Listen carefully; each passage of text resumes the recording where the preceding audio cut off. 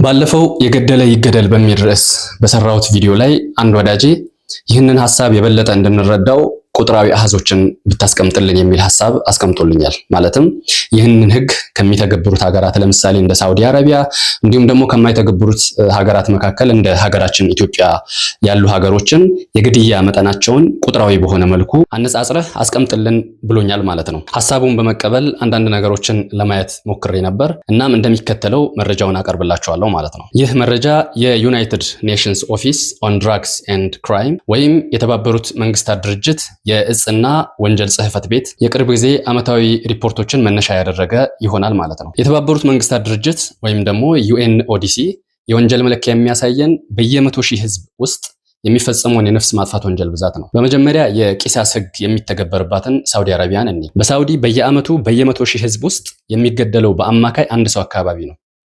በፐርሰንት ሲሰላ የወንጀሉ መከሰት ዕድል 0.001% ይሆናል ማለት ነው። ይህ አሃዝ ሳውዲን በዓለም ላይ ካሉ እጅግ ሰላማዊ ሀገራት ተርታ ያሰልፋታል። ወደኛ ሀገር ኢትዮጵያ ስንመጣ ደግሞ ይህ ህግ አይተገበርም። በዳታው መሰረት በየ100 ሺህ ህዝብ ውስጥ ከ4 እስከ 8 ሰው ይገደላል። በፐርሰንት ስናሰላው ደግሞ ከ0.004 እስከ 0.008% ይደርሳል ማለት ነው። ይህ ማለት ምን ማለት ነው? በሁለቱ ሀገራት መካከል ያለው የወንጀል ልዩነት ከ400 እስከ 800% ይደርሳል ማለት ነው።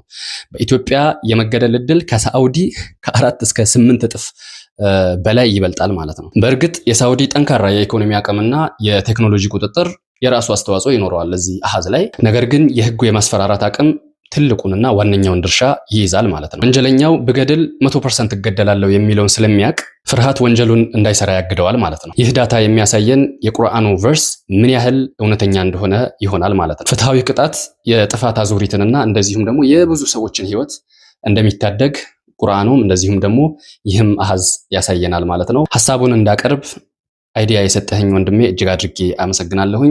ወሰላሙ አለይኩም ወራህመቱላሂ ወበረካቱ።